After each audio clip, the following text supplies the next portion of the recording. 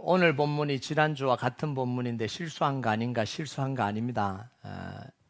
지난주에 이어서 중요한 내용을 조금 더 깊이 있게 설명을 해야 될 부분들이 있어서 한 주 더 다룹니다. 여러분, 우리의 구원은요, 믿음이라는 수단을 통해서만 이루어져요. 믿음이라는 것을 통해서만 이루어집니다. 다른 것으로는 안 돼요. 믿음으로만 통해서만 구원이 이루어집니다. 로마서 10장 9절에 10절까지 일단은 같이 읽도록 하겠습니다. 시작. 내가 만일 내 입으로 예수를 주로 시인하며 또 하나님께서 그를 죽은 자 가운데서 살리신 것을 내 마음에 믿으면 구원을 받으리라. 사람이 마음으로 믿어 의에 이르고 입으로 시인하여 구원에 이르느니라. 여러분, 우리 신앙에서 의미 있는 일은 믿음을 통하지 않고는 절대로 이루어지잖아요. 믿음을 통하지 않고는 절대로 의미 있는 믿음, 신앙의 일은 이루어지지 않습니다. 심지어 사도 바울은 믿음으로 하지 않는 모든 건 죄다라고 믿음을 강조를 해요. 왜 이렇게 믿는다는 걸 강조를 할까요? 믿는다. 보통은 이 믿으라고 강조하는 사람들은 사기꾼일 가능성이 많거든요. 이 남자들이 자기만 믿어라, 막 여자한테 나만 믿어라 이러면 이제 바람둥이일 가능성이 많아요. 자꾸 믿으라 그래요. 믿을 게 뭐가 있다고 자꾸 믿으라 그러는지 모르지만, 그 물건을 파는 사람이 자기 제품은만 진짜 이런 사람은 대부분 사기꾼일 가능성이 많아요. 다른 건 다 가짜고 내 건 진짜다, 진짜 믿어야 된다, 막 믿음을 강조하면 좀 의심을 해봐야 되는 게 이게 세상이잖아요. 근데 예수님의 십자가의 죽으심과 부활은 의심할 여지 없는 역사적인 사실이잖아요. 예수님이 죽으실 때 우리 죄를 다 사해 주신 건 너무나 분명한 사실이고요. 십자가로 우리가 새로운 피조물이 되고 하나님의 자녀가 된 건 너무나 분명한 사실입니다. 그게 사실이라면 그걸로 충분한 거 아니냐는 거예요. 왜 굳이 믿어라, 믿음이 없으면 안 된다, 안 믿으면 안 된다, 이렇게 믿음을 강조하는 이유가 뭐냐는 거죠. 이게 바로 예수님과 우리의 차이예요. 예수님과 우리의 차이입니다. 예수님은 믿으실 필요가 없어요. 예수님은 십자가에 직접 실제로 달려 죽으셨기 때문에 십자가 죽음을 믿음으로 받아들일 이유가 없어요.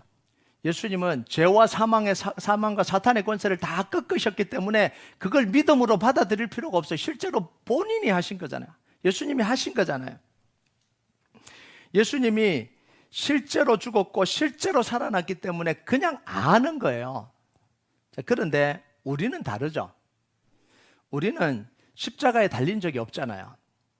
죽은 적이 없잖아요. 진짜 죽은 적이 없잖아요.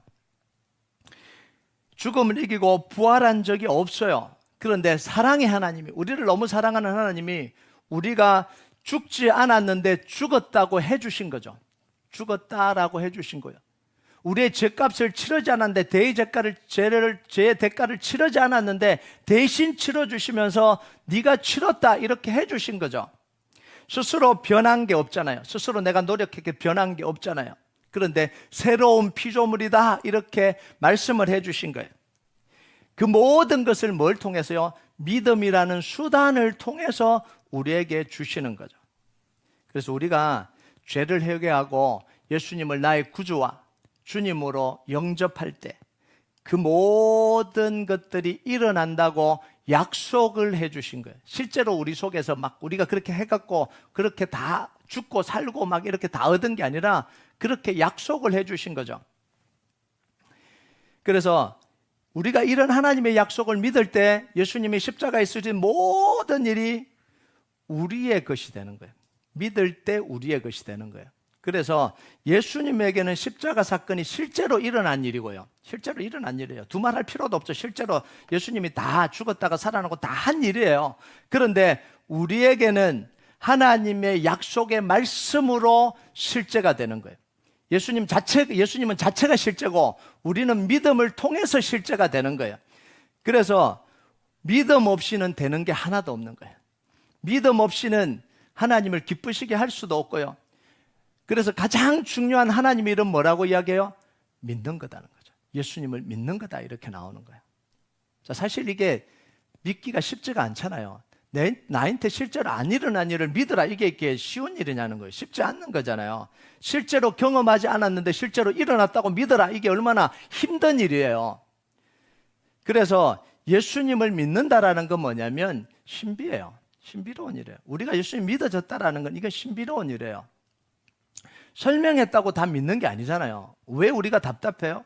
예수님이 십자가에 달렸다. 예수님 십자가 달리면서 죄와 사망과 사단의 권세가 끝이 났다. 네 죄가 용서받았다. 하나님의 자녀다. 그러면 아멘 그래야 되는데 안 믿어지는데 이러잖아요. 안 믿어지는데. 그게 왜 그러냐면 우리가 믿으려면 성령님이 우리 안에서 믿음을 일으키셔야 돼요. 그래서 우리가 믿어지는 거예요. 그래서 믿음이라는 건 뭐냐면 논리적인 결과로 이해됐다 이게 아니라 신비예요. 하나님이 우리 안에 일으키신 신비가 바로 믿음의 역사예요. 그래서 고린도전서 12장 3절 같이 읽겠습니다. 시작. 그러므로 내가 너희에게 알리노니 하나님의 영으로 말하는 자는 누구든지 예수를 저주할 자라 하지 아니하고 또 성령으로 아니하고는 누구든지 예수를 주시라 할 수 없느니라. 우리가 예수님을 십자가에 죽으심을 믿고 부활하심을 믿는다라는 건 성령님이 우리 안에서 역사하지 않으면 불가능하다라는 이야기예요. 그리고 우리가 예수님을 믿었다라는 건 뭐냐면 하나님의 은혜가 임했다라는 이야기예요. 그래서 우리 모두는 이 모두라는 건 뭐냐면 진짜 예수님을 믿고 영접하고 주인으로 삼은 사람을 이야기하는 겁니다. 교회 안에 있는 사람들 이야기하는 거 아니에요. 요즘 교회 안에 안 믿는 사람 되게 많아요. 되게 많아요. 진짜로 많아요. 그냥 취미생활 하듯이 오는 분들도 꽤 있어요. 그러니까 진짜 믿는다라는 건 뭐냐면 예수님 영접하고 구주와 주님으로 우리 마음에 영접한 사람들. 이 영접한 사람에게는요 3가지가 이루어지는 거예요. 하나는 성령님이 이미 우리 속에 역사하고 있다라는 거예요. 그리고 예수님이 우리의 주인이 됐다라는 거예요. 그리고 하나님의 은혜가 임했다라는 거예요. 근데 우리가 이걸 잘 모르니까 뭐라고 이야기를 하냐면 목사님 좀 믿는데 하나님의 은혜는 언제 임해요? 은혜가 임했다라니까요. 은혜가 임했으니까 믿어진 거예요. 목사님 교회 열심히 다니고 믿음 생활하는데 성령님은 언제 제 속에 오시죠? 성령님이 이미 내 속에서 역사하셨기 때문에 그게 믿어졌다는 거예요. 솔직하게 내가 바라봤을 때 정말 예수님이 나의 죄를 지시고 십자가에 돌아가시고 예수님 때문에 내 죄가 구원받았고 예수님이 내 구원자라는 사실이 정말 여러분 마음속에 진심으로 믿어졌다면 여러분은 이미 은혜 받은 자예요. 성령님이 이미 여러분 속에 계십니다. 자, 성령 충만, 성령 세례는 또 다른 이야기고요. 또 다른 이야기입니다. 자, 그래서요, 우리가 예수님의 십자가 사건을 우리의 사건으로 받아들이기가 힘들잖아요. 어렵잖아요. 그래서 십자가 사건을 믿고 확신하기 위해서 하나님이 성령님을 통해서 주시는 수단이 있습니다. 그게 뭐냐면 은혜의 수단이다 이렇게 불러요. 은혜를 주시는 수단이다 이렇게 이야기합니다. 2가지예요. 하나는 복음 설교, 또 하나는 성례전입니다. 여기 있죠. 복음 설교와 성례전. 이 성례전 안에는 세례와 성만찬이 포함되어 있습니다. 자, 하나님이 우리에게 은혜를 주시는 내적인 수단은 뭐냐면 성령님의 역사예요. 그런데 외적인 수단은 뭐냐면 복음 설교. 이 복음 설교라는 건 뭐냐면 그냥 강단에서 목회자가 자기 말하는 게 아니라 말씀을 선포하는 이야기를 하는 거예요. 말씀을. 그것과 성례전, 세례와 성만찬을 통해서 하나님이 우리에게 은혜를 주시는 거예요. 여러분 성령님은요 설교를 통해서 뭘 하시냐면 우리 안에 복음을 들음을 통해서 우리 안에 믿음을 불러일으키십니다. 그죠? 복음을 들을 때 우리 안에 믿음이 생기잖아요. 믿음을 불러일으키세요. 그리고 성례전, 세례와 성만찬을 통해서 뭐냐면 우리 안에 이미 생긴 이 믿음을 확정하고 확인시켜주는 게 이게 세례와 성만찬입니다. 자, 복음 설교는 뭐냐면 하나님의 약속의 말씀을 말로 선포하는 거예요. 선포하는 거죠. 그리고 성례전은 선포된 이 말씀을 우리가 눈으로 보고 만지고 느낄 수 있도록 해주는 게 이게 세례와 성만찬입니다. 그래서 세례와 성만찬을 뭐라고 이야기하냐면 거룩한 표와 인이다 이렇게 이야기해요. 그래서 Holy Signs and Seals라고 표현을 합니다. 자, 이걸 우리 3, 4절을 한번 볼까요? 이걸 생각하면서 3절과 4절을 우리 같이 읽겠습니다. 시작. 무릇 그리스도 예수와 합하여 세례를 받은 우리는 그의 죽으심과 합하여 세례를 받은 줄을 알지 못하느냐? 그러므로 우리가 그의 죽으심과 합하여 세례를 받음으로 그와 함께 장사되었나니 이는 아버지의 영광으로 말미암아 그리스도를 죽은 자 가운데서 살리신 것 같이 우리로 또한 새 생명 가운데 행하게 하려 함이라. 자, 예수님과 우리가 함께 죽었다는 걸 강조하기 위해서 뭘 사용해서 하여? 세례라는 도구를 사용하는 거예요. 눈에 보이는 세례라는 도구. 자, 예수님이 십자가에 죽으셨습니다. 우리가 믿음으로 그게 우리 끝이 됩니다. 눈에 안 보이잖아요. 이건 선포된 말씀이고요. 근데 세례를 통해서 그게 우리가 눈으로 보도록, 경험하도록, 느끼도록 해주시는 게 이게 세례예요. 자, 우리가 직접 죽은 게 아니잖아요. 그죠? 안 죽었어요. 예수 안에서는 죽었어요. 안 죽었다 그러니까 우리 안 죽었구나 이렇게 이야기하면 안 돼요. 안 죽었어요, 실제로. 그런데 하나님이 세례를 통해서 우리로 하여금 간접적으로 죽음을 경험하도록 해주시는 거예요. 그래서 세례할 때 뭘 하죠? 물에 잠그거나 아니면 물을 뿌립니다. 물을 뿌려요. 이게 무슨 의미냐면 물 속에서 우리는 죽었다는 거예요. 세례를 받으면서 예수님과 함께 물 속에서 우리는 죽었다, 이걸 보여주는 행위가 바로 세례입니다. 그래서 우리가 그의 죽으심과 합하여 세례를 받음으로 그와 함께 장사되었다, 이렇게 이야기를 해요. 자, 또 하나 성례전에 하나가 뭐냐면 예수님의 성만찬이라 그랬죠. 포도주와 떡을 마시면서 뭘 경험하냐면 예수님과 우리가 연합한 걸 느끼게 해주시는 거예요. 예수님이 떡을 주시면서 뭐라고 이야기하겠죠? 이건 내 몸이다, 이렇게. 받아 먹어라, 이건 내 몸이다, 이렇게 이야기하잖아요.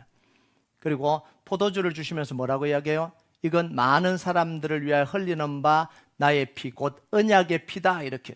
너희가 먹고 마셔라, 이렇게 이야기를 해요. 자, 하이델베르크 요리문답 76번을 보면 그 행위를 설명을 해요. 이 행위를 왜 하는지 설명을 합니다. 자, 질문이 있고 답이 있는데 천천히 읽으셔야 돼요. 우르륵 읽으시 마시고 생각하면서 읽어야 됩니다. 시작. 십자가에 달리신 그리스도의 몸을 먹고 그의 흘리신 피를 마신다는 것은 무슨 뜻입니까? 답을 읽도록 하겠습니다. 번호는 안 읽으셔도 돼요. 제가 그냥 읽을까 봐 하나하나 제가 번호를 매겨놓은 거지 원래 번호가 있는 건 아니에요. 그냥 시작. 그것은 믿는 마음으로 그리스도의 모든 고난과 죽음을 받아들이고 이로써 죄사함과 영원한 생명을 얻는 것이며 나아가서 그리스도 안에 또한 우리 안에 거하시는 성령으로 말미암아 우리가 그리스도의 거룩한 몸에 더욱 더 연합됨을 의미합니다. 성만찬을 통해서 하나님, 예수님과 우리가 연합됐다라는 것을 보여주시는 거예요. 자, 여기에서 표현 중에 하나가 있죠.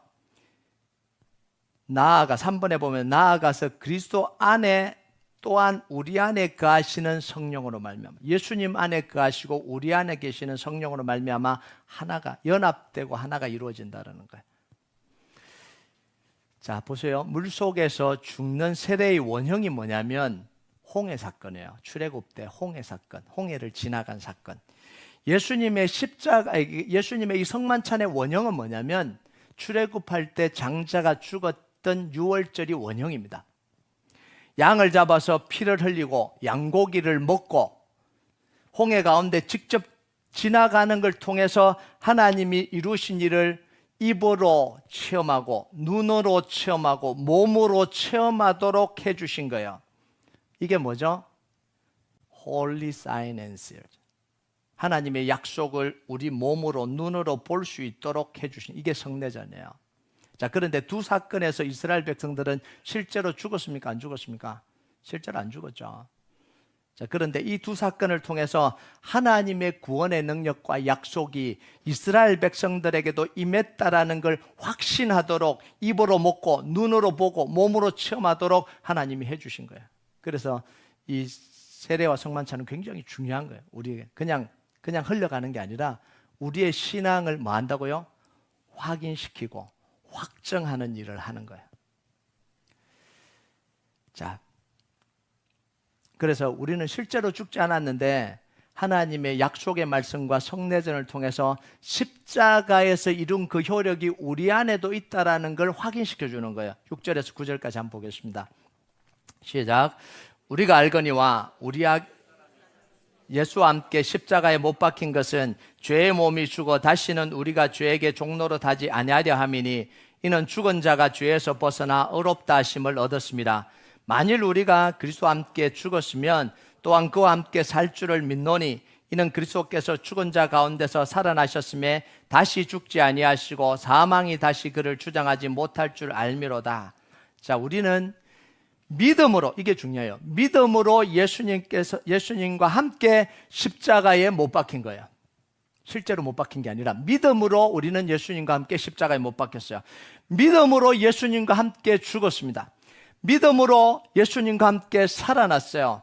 믿음으로 하나님의 자녀가 됐습니다. 믿음으로 더 이상 옛사람이 아니라 새로운 피조물이 됐습니다.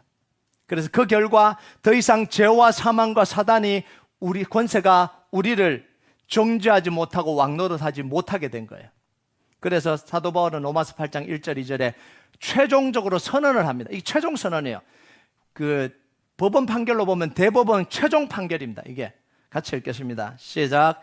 그러므로 이제 그리스도 예수 안에 있는 자에게는 결코 정죄함이 없나니 이는 그리스도 예수 안에 있는 생명의 성령의 법이 죄와 사망의 법에서 너를 해방하였습니다. 하나님을 믿는 모든 사람들에게 무죄 선고를 한 거예요. 최종적으로 무죄 선고를 한 겁니다. 여러분, 예수님의 십자가로 여러분의 모든 재앙과 저주와 모든 것들이 다 끝이 났습니다. 여러분, 선언하시기 바랍니다. 끝났어요. 자, 그런데 이 예수님의 십자가 사건으로 우리에게 그 모든 효력을 미치는데, 그런데 뭐라고요? 우리가 실제로 안 죽었다 그랬잖아요. 실제로 죽음을 경험하지 않았기 때문에 뭐가 가장 중요해요? 믿음의 확신이 가장 중요한 거예요. 우리가 그냥 죽었다 그러면 뭐 저절로 확신이 생기겠죠. 예수님이 안 믿을 이유가 없듯이. 근데 우리는 실제로 죽은 게 아니라 믿음으로 죽었고 믿음으로 받았고 믿음으로 했기 때문에 믿음의 확신이 우리 신앙생활에서 가장 중요한 거예요. 그래서 예수님이 십자가에서 이루신 일이 너무나 분명해요. 그럼에도 불구하고 우리에게 믿음이 없으면 그 어떤 것도 우리 것이 되지 않아요. 예수님이 다 하셨는데도 불구하고 믿음이 없으면 그게 우리 게 안 돼요. 그러니까 믿음의 확신이 없으면 믿음의 사람, 교회 다니는 사람들 언제든지 실족해요. 언제든지 하나님을 배반해요. 언제든지 뭐 자기 마음대로 살아요. 믿음의 확신이 없다면. 자, 1절과 2절을 볼까요? 같이 읽겠습니다. 시작. 그런즉 우리가 무슨 말을 하리요? 은혜를 다하게 하려고 죄에 가겠느냐? 그럴 수 없느니라. 죄에 대하여 죽은 우리가 어찌 그 가운데 더 살리요? 자, 이 로마서는 사도 바울이 로마에 있는 교인들에게 쓴 편지예요. 안 믿는 사람이 아니라 교인들에게 쓴 편지입니다. 자, 그런데 이 내용으로 봤을 때 뭐예요? 이 교인들이 여전히 죄 가운데 있다라는 거예요. 복음을 알고 예수 믿었는데 여전히 죄에게 이 굴복당하고 죄 가운데 살아가고 그게 또 당연한 줄 알고 살아가고 있다라는 거예요. 그래서 뭐예요? 아, 은혜를 다하게 하려면 죄를 더 지어야지 더 은혜를 받는구나, 이렇게 생각한다라는 거예요. 이게 말이 안 되는 이야기잖아요. 우리가 지은 죄가 많은 하나님 용서해 주면 눈물이 팍팍팍팍 쏟아지잖아요. 그 은혜를 내가 잃어버렸네.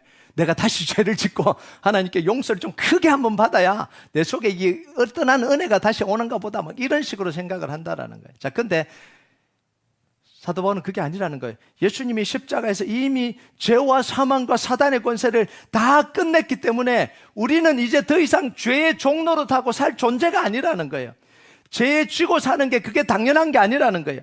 오히려 하나님의 손에 붙잡혀서 죄를 이기고 사는 기쁨을 느끼고 살아야 된다는 거예요. 옛날에는 죄 용서받아서 기뻤는데, 깨어졌을 때 회복돼서 기뻤는데, 이제는 그게 아니라 죄를 이겨야 기쁜다는 거예요. 그리고 우리 몸을 하나님께 드려서 의의 병기로 사용되는 그 사용되는 게 기쁘다라는 거예요. 기쁨의 이유가 완전히 달라져 버렸어요. 근데 많은 크리스찬들이 그냥 용서받는 기쁨에 계속해서 머물러 있으려고 그래요. 이게 끝났는데도 불구하고. 여러분, 그래서 사도 바울은요, 믿음으로 죄를 이기고 믿음으로 하나님의 의의 병기가 되고 믿음으로 승리할 수 있는 방법을 오늘 본문에서 3가지를 설명합니다. 이걸 설명하려고 그러는 거예요. 첫 번째는 뭐냐면 알아라는 거예요. 제발 좀 알아라는 거예요. 자, 9절을 같이 읽겠습니다. 9절 시작. 이는 그리스도께서 죽은 자 가운데서 살아나셨음에 다시 죽지 아니하시고 사망이 다시 그를 주장하지 못할 줄 알미로라. 좀 알아라는 거예요. 안다라는 건 뭐냐면 들었다 이런 이야기가 아니에요. 알면 뭐냐면 능력이 나와야 되거든요. 목사님 저 복음 다 알아요. 근데 왜 자꾸 복음을 선포를 해야 되고 계속 복음을 들어야 되고 해야 됩니까? 아는데 눌려 있잖아요. 아는데 죄 짓고 있잖아요. 아는데 절망 속에 있잖아요. 그거 안다는 게 아니에요. 다 이겼다고 그러는데 나는 살아가는 게 절망인데 모른다는 이야기죠. 그러니까 언제까지 선포해야 돼요? 알 때까지 선포해야 되는 거예요. 알 때까지 복음을 선포해야 돼요. 그러니까 알아라는 거예요. 두 번째는 뭐냐면 믿으라는 거예요. 자, 8절을 볼까요? 8절 읽겠습니다. 시작. 만일 우리가 그리스도와 함께 죽었으면 또한 그와 함께 살 줄을 믿노니. 살았다 이렇게 하면 좀 표현한데 우리가 안 죽었으니까 믿어야 되는 거예요. 믿어야 우리 것이 되니까 믿으라는 거예요. 자, 세 번째 뭐냐면 여겨라는 거예요. 여겨라. 자, 11절 보겠습니다. 같이 읽겠습니다. 시작. 이와 같이 너희도 너희 자신을 죄에 대하여 죽은 자요 그리스도 예수 안에서 하나님께 대하여 살아있는 자로 뭐하라고요? 여길지어다. 여기라는 거예요. 자, 날마다 예수님이 십자가에서 이루신 그 사건이 뭔지를 뭐하라고요? 알아라는 거죠. 좀 알아라는 거예요. 계속해서 리마인드하고 알아라는 거죠. 예수님이 십자가에서 죄와 사망과 사단의 권세를 이기셨고 우리에게 굴려 씌워준 재앙과 저주 운명이 다 끝났고 우울과 이 모든 것들이 눌려있는 모든 것이 끝났다라는 사실을 알아라는 거예요. 그리고 이게 실제로 우리 안에서 일어난다라는 걸 뭐하라고요? 믿으라는 거예요. 예수님의 이름으로 승리할 수 있다는 사실을 믿으라는 거예요. 아유, 목사님 저는 믿음이 없었어요. 신앙이 없었어요. 저는 안 돼요. 이게 하지 말고 이미 예수님이 다 이루셨기 때문에 나에게도 그 일이 일어날 수 있다는 사실을 믿으라는 거예요. 그럼 한 발짝 더 나가서 뭐예요? 기도한 것에 대해서 하나님께 간구했는 것에 대해서 이미 응답받았고 승리했다고 여기고 살아라는 거예요. 여기고. 그래서 히브리서 11장 1절 2절이 거기서 나오는 거예요. 같이 읽겠습니다. 시작. 믿음은 바라는 것들의 실상이요 보이지 않는 것들의 증거니 선진들이 이로써 증거를 얻었느니라. 자, 여기서 믿음은 바라는 것들의 실상이고 보이지 않는 것들의 증거다. 미리 본다는 이야기예요. 자, 이걸 누가 했다고요? 선진들이 이미 그렇게 살았다라는 거예요. 이 선진들은 믿음의 조상들이고요. 증거를 얻었다라는 건 뭐냐면 그렇게 여기고 살았다라는 거예요. 이게 안 되는 게 아니에요. 믿음의 사람들은 그렇게 여기고 이미 산 이 케이스가 있다라는 거예요. 얘가 있다라는 거예요. 그들처럼 우리가 살아라라는 이야기예요. 자, 로마서 4장 19절에 21절 보면 아브라함이 그렇게 살았다라는 걸 보여주는 거예요. 같이 읽겠습니다. 시작. 그가 백선화되어 자기 몸이 죽은 것 같고 사라의 태가 죽은 것 같음을 알고도 믿음이 약해지지 아니하고 믿음이 없어 하나님의 약속을 의심하지 않고 믿음으로 견고해져서 하나님께 영광을 돌리며 약속하신 그것을 능히 이루실 줄을 확신하였으니. 자, 여기서 뭐예요? 알고 믿고 여긴 게 그대로 일어난 거잖아요. 자기 몸이 태가 다친 줄 알고 다 끝난 줄 알면서도 불구하고 낙심하지 않은 거죠. 하나님이 이루실 걸 알고 하나님 역사하실 걸 알고 자기 마음에 믿고 그렇게 여기고 살았다는 거예요. 그래서 이삭을 맞이하잖아요. 여러분, 기도를 시작할 때 예수님의 이름으로 기도하면 응답받는다는 사실을 알고 믿고 여기고 기도하시기 바랍니다. 그냥 기도해보지 이게 아니고요. 내 문제가 하나님 손에서 해결될 수 있다고 알고 믿고 여기고 기도하라는 거예요. 내가 이길 수 있고 내가 눌려있지 아니하고 내가 패배하지 아니하고 내가 믿음으로 이길 수 있다라고 알고 믿고 여기고 그렇게 기도하고 살아라는 이야기예요. 자, 여기서 여기라는 말이 뭐냐면 구체적으로 이야기하면 이런 거예요. 확신하고 또 확신하라는 거예요. 이게 여기는 게 쉬운 게 아니거든요. 자, 그런데 확신했는데 확신이 안 들면 어떡하죠? 포기해야죠. 확신 안 들면. 포기해야 됩니까? 확신이 안 들면 약속의 말씀을 읽고 반복하고 외우고 그 약속의 말씀이 확신이 들 때까지 뭐 하라고요? 기도하라고요. 이게 여기는 거예요. 이런 몸부림을 칠 때 무슨 현상이 일어나냐면 성령님이 우리 안에서 역사하십니다. 그럼 반복한다고 해서 되는 건 아니에요. 그냥 산술적으로 이 반복을 통해서 뭐 하냐면 그 반복을 할 때 우리 속에서는 성령님이 역사하시는 거예요. 그럼 제가 왜 이렇게 장황하게 설명을 했냐면 우리 구원은 이미 이루어졌고요. 많은 그리스도인들이 뭐냐면 나는 구원받았는지도 알고 예수님의 자녀인지도 아는데 삶을 살아가면서 늘 눌려 있다고 이야기를 해요. 늘 눌려 있고 회복이 안 됩니다. 지쳤습니다. 어떻게 회복해야 될지 모르겠습니다. 이런 이야기를 너무 많이 해요. 많은 그리스도인들이 이 복음의 능력이 있는데도 불구하고 늘 눌린 상태로, 우울한 상태로, 이 실패한 상태로 살아가는 거예요. 이 이야기를 하려고 그러는 거예요. 여러분, 구원의 길과 영적 회복의 길은 다르지 않아요. 구원받는 길은 다르고 또 회복하는 길은 다르냐? 아니요, 다 똑같습니다. 우리가 영적으로 막힌 것 같고 답답하고 무너졌다고 느낄 때 어떻게 해야 되냐? 문제가 너무 오랫동안 쌓여서 힘을 잃은 경우 어떻게 해야 되냐? 여러분, 하나님이 우리에게 은혜를 주시는 수단은 동일해요. 구원을 주실 때랑 회복을 시키실 때랑 동일합니다. 뭐라고요? 복음 설교와 성례전, 세례와 성만찬을 통해서 회복합니다. 자, 근데 이게 이제 하이델베르크의 소요리 문답에, 하이델베르크 요리 문답에 나오는 거고요. 웨스트민스터 신앙 고백은 좀 더 후에 된 거거든요. 여기에는 은혜의 수단을 한 가지 더 추가합니다. 그게 뭐냐면 기도예요. 말씀과 성례전과 기도를 통해서 하나님의 은혜가 우리에게 임한다라는 거예요. 자, 근데요, 우리의 모든 회복은 어디서부터 오냐면 우리의 노력으로 되는 게 아니에요. 우리의 노력부터 오는 게 아니에요. 우리의 그 예수님의 모든 회복, 모든 능력은 어디서 오냐면 예수님의 십자가로부터 와요. 여기서부터 옵니다. 다른 데서부터 오지 않아요. 다른 방법이 있는 게 아니에요. 예수님의 십자가 사건을 알고 믿고 여기는 것으로부터 우리의 모든 회복, 구원도 오고 회복도 오는 거예요. 자, 복음 설교를 통해서 뭐 해야 되는 거예요? 계속해서 우리에게 무슨 일이 일어났는지를 알아야 되는 거예요. 예수님 십자가에서 무슨 일을 했는지 알아야 되는 거예요. 자, 근데 성례전은 뭐냐면 세례와 성만찬이잖아요.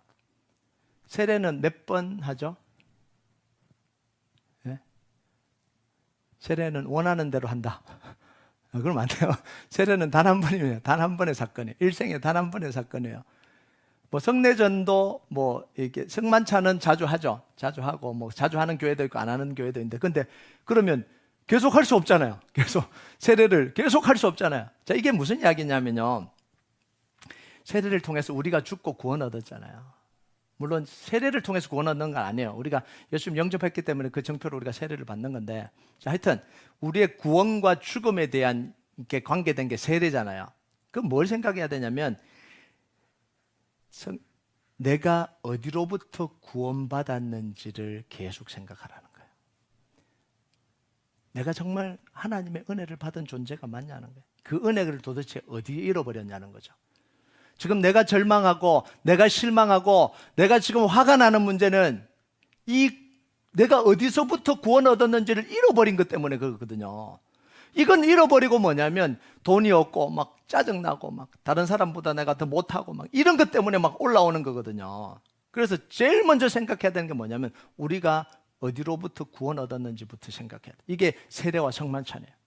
이 반복을 하는 거예요. 그리고 내가 정말 예수님과 함께 죽었는지를 확인해야 돼요. 정말 내가 예수님 죽었나? 안 죽었죠. 자기 욕구가 이만큼 올라서 분노가 이만큼 차서 지금 힘든 거거든요. 안 죽은 거잖아요. 자기가 펄펄 살아갖고 지금 힘든 거예요. 용서가 안 되는 거예요. 받아들여지지가 않는 거예요. 내가 지금 진짜 분노를 좀 쏟아버려야 내 속에 막 풀릴 것 같은 거죠. 자기로 가득 차는 거예요. 정말 예수님과 내가 연합한 상태에 있는지를 확인해야 돼요. 이게 세례와 성만찬을 통해서 확인해야 되는 거예요. 정말 성만찬은 연합이잖아요. 정말 내가 예수님과 함께 연합되어 있냐는 거예요. 자, 그러면서 뭘 해야 되냐면요. 내가 죽고 예수님과 연합하는데 나를 방해하고 있는 게 뭐냐는 거예요. 회개해야 될 죄가 없는지를 봐야 돼요. 이거 오늘 현대 이 교회들에서 이걸 강조하잖아요. 하나님 은혜면 다 회복된다고 해요. 아니에요. 내가 죽지 않고 내가 연합되지 연합됐던 걸 방해하는 내 속에 있는 죄가 뭔지를 들여다봐야 돼요. 그리고 내가 어디서 첫사랑을 잃어버렸는지 찾아야 돼요. 그래서 이 계시록에 예수님이 에베소 교회를 향해서 너희가 첫사랑을 잃어버렸다 이렇게 이야기해요. 그러면서 뭐라고 이야기해요? 어디서 떨어졌는지 확인하고 그 행위를 다시 회복하라 이렇게 이야기를 해요. 그래서 내가 지금 잃어버렸는데 어디서 잃어버렸는지 그걸 찾으라는 거예요. 여러분 한번 보세요. 우리가 은혜를 받은 거예요. 하나님의 은혜를 받았어요. 은혜 안 받은 적이 없죠. 은혜를 모든 예수님 영접했다는 은혜를 받은 적이 있다는 거예요. 근데 지금 힘든 게 뭐 때문에 그런 거예요? 은혜가 안 느껴져서 힘든 거잖아요. 그 은혜가 그 감격이 없어서. 그러면 이걸 잃어버렸다라는 거거든요. 누가 잃어버린 거죠? 내가 잃어버린 거죠. 내가 갖고 있다가 내가 사라져버리면 누가 잃어버린 거예요? 내가 잃어버린 거예요. 그럼 누가 찾아야 돼요? 내가 찾아야 돼요. 여러분이 중요한 결혼 반지, 돈, 이런 거 잃어버렸어요. 난리 나죠. 잃어버린 상태에서 그냥 괜찮아 이러고 지내나요? 어느 놈이 가져갔냐고. 그러면서 찾는데 혈안이 돼서 다 찾아다니잖아요. 이렇게 찾아라는 거예요. 어디에서 떨어졌는지 찾아라는 거예요. 내가 무엇을 놓치고 있는지 찾아라는 거예요. 내가 무엇을 놓치고 있는지, 그리고 무엇을 순종하고 있지 않는지를 찾아라는 거예요. 하나님께 내가 순종하지 않는 부분이 어디 있는지 찾아라는 거예요. 이걸 안 하거든요. 현대인들은 이거 안 해요. 죄 고백 안 하고요. 어디서 떨어졌는지 확인 안 하고요.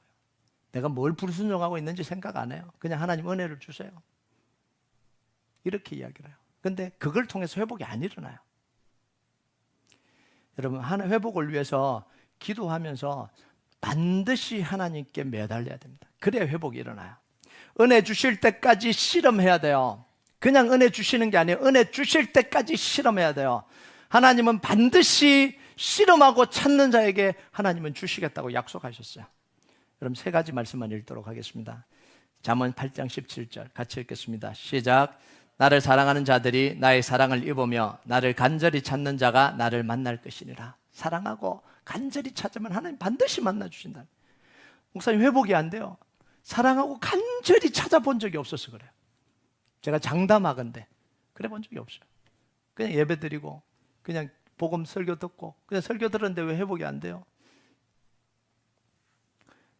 예레미야 33장 3절 같이 읽겠습니다. 시작.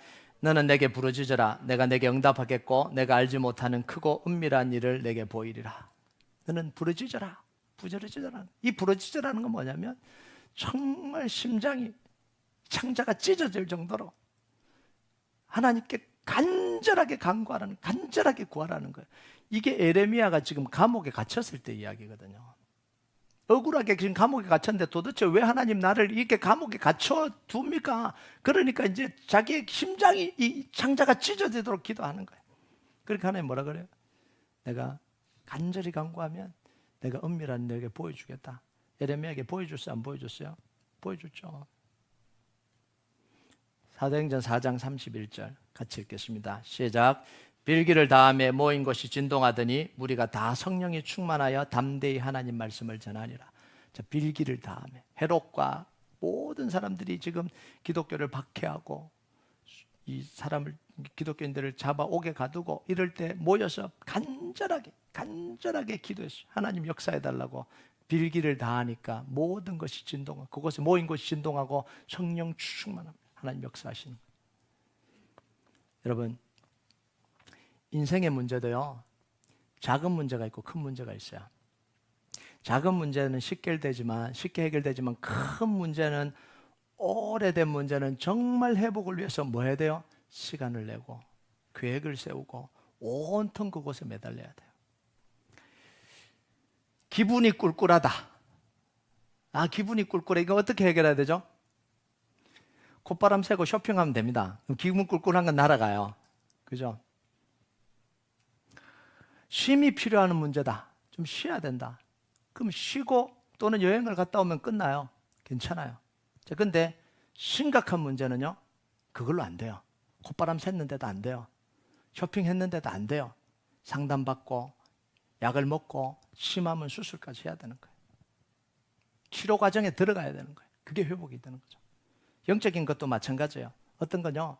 목사님 요즘 제가 좀 힘들어요.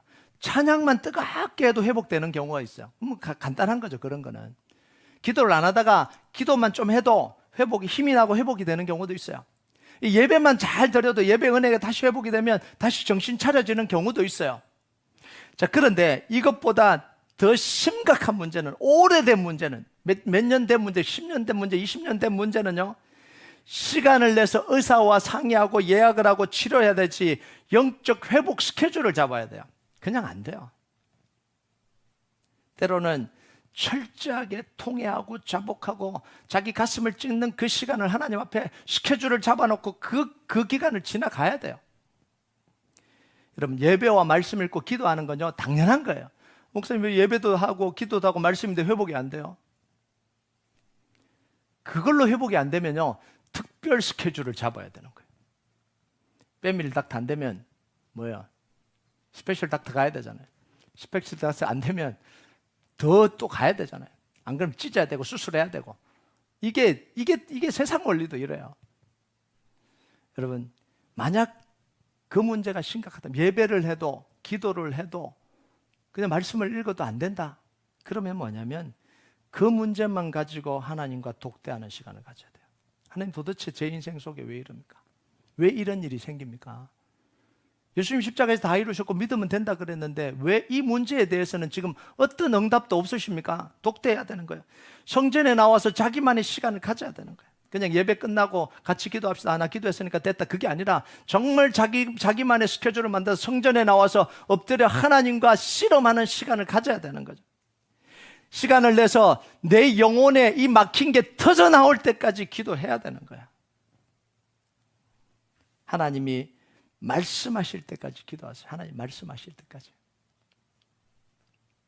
여러분, 엎드려서 기도하고요, 정말 그 문제를 갖고 하나님께 실험하면 하나님 반드시 응답하십니다. 자, 근데요, 둘 중에 하나예요.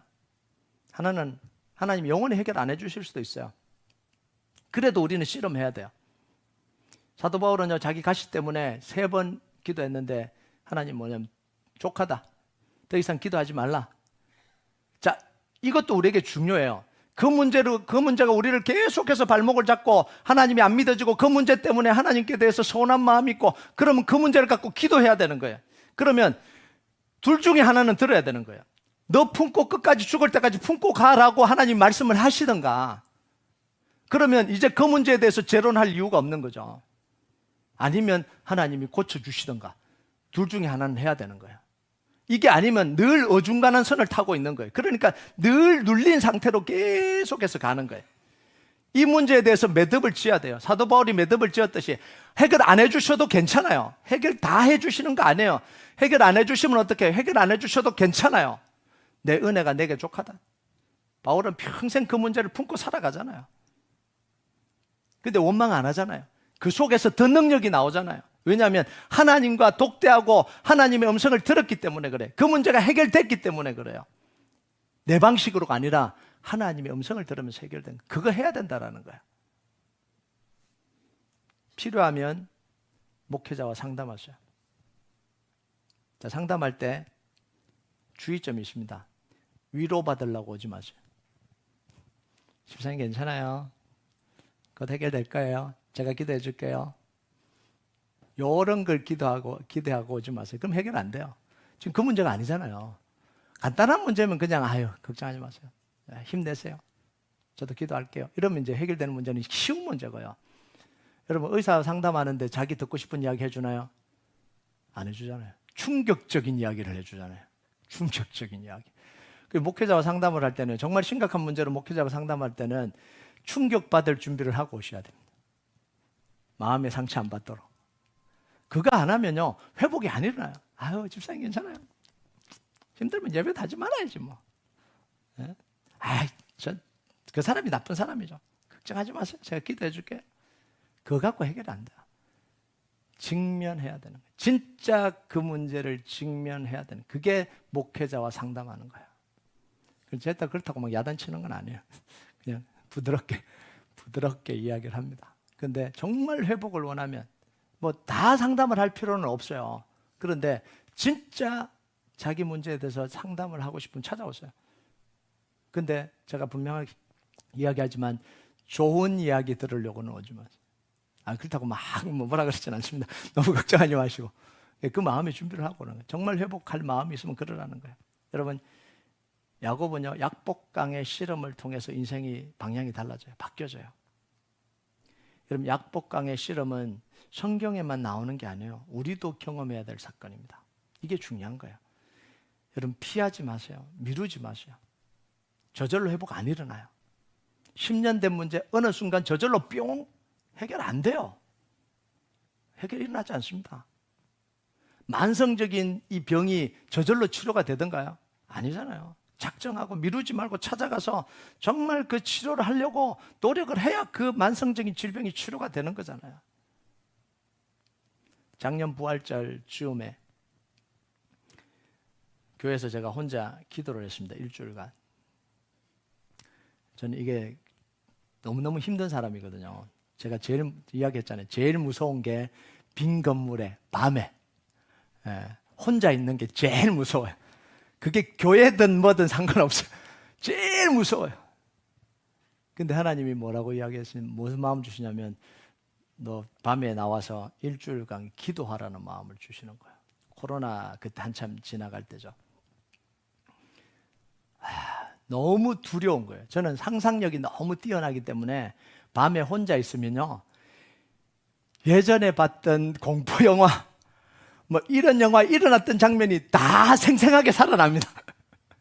그 막 문 열고 들어오면요 그 다음부터는 저쪽에서 삐그덕 문소리가 나는 것 같고요. 막 갑자기 뭐가 훅 들어오는 뭐 기운이 막 와서 머리 뒷머리 막 잡아 끌을 것 같은 그런 느낌이 막 들어서 이게 그냥 무서운 게 아니라 실제로 막 그게 연상이 되니까 앉아 있을 수가 없는 게 너무 무서운 거예요. 저는 혼자 있는 게 이게 공포예요. 근데 일주일간 혼자 이 기도를 하려니까 얼마나 힘들겠어요. 그래서 사실은 미뤄온 거거든요. 그 전 몇 년 전부터 하나님이 그 마음을 주셨는데 계속 미뤘어요. 근데 결단을 하다가도 그날 되면 속으로만 결단하고 있다가 그날 되면 안 했어요. 이게 상상이 되니까 운전하고 교회 도착한 순간부터 머릿속에 상상이 되거든요. 근데 더 이상은 미룰 수 없겠더라고요. 그래서 제가 혼자 생각하고 있으면 안 되니까 아예 이 강단에서 이야기를 했잖아요. 일주일간 기도하겠다고. 해놓으면 이제 취소를 못 하니까. 그러니까 이제 장로님들도 권사님들도 같이 와서 기도하겠다 이제 이런 이야기를 하시더라고요. 그리고 오지 마라 그랬어요. 왜냐하면 이건 제가 싸워야 될 싸움이니까. 저 혼자 싸워야 돼. 저 혼자 하나님과 싸워야 될 싸움이기 때문에 그래요. 그래서 그날도 월요일부터 오는데요. 차 운전하고 오는데 온갖 생각이 다 드는 거예요. 그래서 오자마자 복도불 다 켜고요. 펠로십 불 환하게 켜고요. 나 혼자 있는데 각 방에 있는 불 다 켜고요. 이 본당의 불 환하게 켜놓고 기도했습니다. 막 기도하는데 이 머리가 막 쭈삣쭈삣 막 서고요. 막 무슨 소리가 막 들리는 것 같고요. 그래서 열심히 기도한 게 막 은혜 받으려고 한 게 아니라 무서워서 소리쳤어요. 와! 막 소리를 쳤어요. 그때는요, 하나님이 나타나는 것도 무섭더라고요. 그래서 뭐라고 기도했냐면, 하나님 제가 안 놀랄 방법으로 나타나 주세요. 그렇게 기도했어요.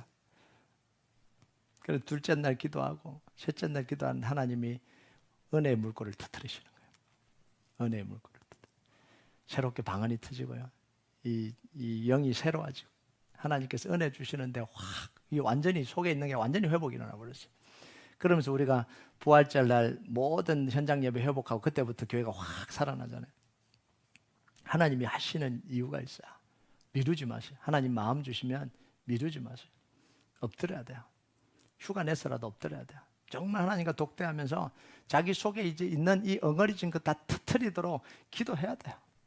그래야 회복이 일어나요. 여러분, 우리가 지금 무슨 기도하고 있죠?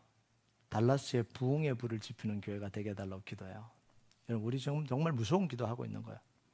자, 그럼 한번 보세요. 이 달라스에 기도의 물꼬가 터지고요. 성령의 역사가 일어날 거고요. 하나님의 역사가 일어날 건데 어디서부터 터질까요? 우리 교회에서부터 터지는 거죠. 우리 교회 속에 기도의 역사가 터지는 거죠. 성령의 역사가 터지는 거죠. 앞으로 일어날 일이에요. 그럼 누가 터져야 되는 거죠? 여러분이 터져야 돼요. 제가 터져야 돼요. 제 속에 이 성령의 역사가 터져야 돼요. 기도가 터져야 돼요. 그래야 이게 흘러가는 거잖아요. 그러니까 하나님은 지금 우리에게 교회를 통해서 뭘 하시냐면 그것 지금 영적인 이 은혜를 터뜨리려고 하는 거예요. 영적인 물꼬를 터뜨리려고 그러는 거예요. 그래서 기도하게 하고 은혜를 강구하게 하고 찬양하게 하고 이걸 이 시대 가운데 터뜨리려고 하시는 거예요. 자, 얼마나 기회가 좋아요. 이때 여러분이 같이 여러분 속에 있는 이 문제들이 터져 나와야 되는 거예요. 치료가 돼야 되는, 회복이 돼야 되는 거예요. 여러분 이거요 만들려고 그래도 만들 수가 없어요. 여러분 냉랭한 교회 가서 기도하지 않는 교회 가서 자기 혼자 터뜨리려고 하면 터지질 않아요. 그런데 교회가 기도하고 온 성도들이 기도할 때 이게 함께 터져 나와야 되는 거예요. 그때 하나님의 역사가 일어나는 거예요. 여러분 올해가 가기 전에 여러분이 막혀있는 모든 영적인 것들이 터져 나오기를 주님의 이름으로 축복합니다. 목사님 옛날에 제가 정말 막 뜨겁게 기도했는데 요즘은 기도가 안 돼요. 그거 터뜨리시기 바랍니다. 정말 막혀있는 것 같아요. 정말 독대하면서 다 터뜨리시기 바랍니다. 올해가 가기 전에 정말 하나님과 독대하고 하나님과 기도하면서 부르짖으면서 하나님의 응답받고 여러분의 인생이 새롭게 새 물결이 새로운 흐름이 시작되는 역사가 있길 주님의 이름으로 축복합니다. 우리 같이 찬양하도록 하겠습니다. 이 찬양 하나님 앞 좀 올려드립시다. 6월절 어린 양의 피로 나의 삶의 문이 열렸네. 저 어둠의 권세는 힘이 없네. 주 보혈의 능력으로 원수가 날 정죄할 때도 난 의롭게 설 수 있네. 난 더 이상 정죄함 없네. 난 주보혈 아래에 있네. 알고 믿고 여기고 선포하고 우리가 이 찬양 하나님 앞에 좀 같이 올려드리도록 하겠습니다.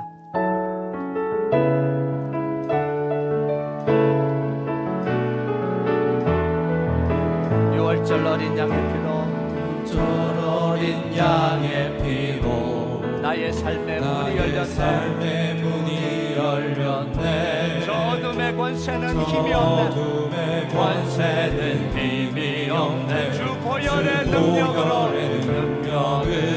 원수가 날 정죄할 때에도 난 의롭게 설 수 있네. 난 더 이상 정죄함 없네. 난 주보혈 아래 있네. 난 주보혈 아래 있네. 그 피로 내 죄 사했네. 하나님의 긍휼 하나님의 긍휼 날 거룩해 하시었네. 난 주보혈 아래 있네. 난 원수의 어떠한 공격에도 더 이상 넘어지지 않네. 난 주보혈 아래 있네. 다시 한번 고백합니다. 6월절 어린 양의 피로 6월절 어린 양의 피로 나의 삶의 문이 열렸네. 저 어둠의 권세는 힘이 없네. 권세는 힘이 없네. 주 보혈의 능력으로 원수가 날 정죄할 때도 원수가 날 정죄할 때에도 난 의롭게 설 수 있네. 난 더 이상 정죄함 난 더 이상 예수 그리스도 안에 정죄함 없네. 없네. 난 주보혈 아래 있네. 난 주보혈 안에 난 있네. 주보혈 아래 있네. 그 피로 그 내 죄 피로 내 죄 사했네. 하나님의 긍휼 날 거룩해 하시었네. 난 주보혈 아래 있네.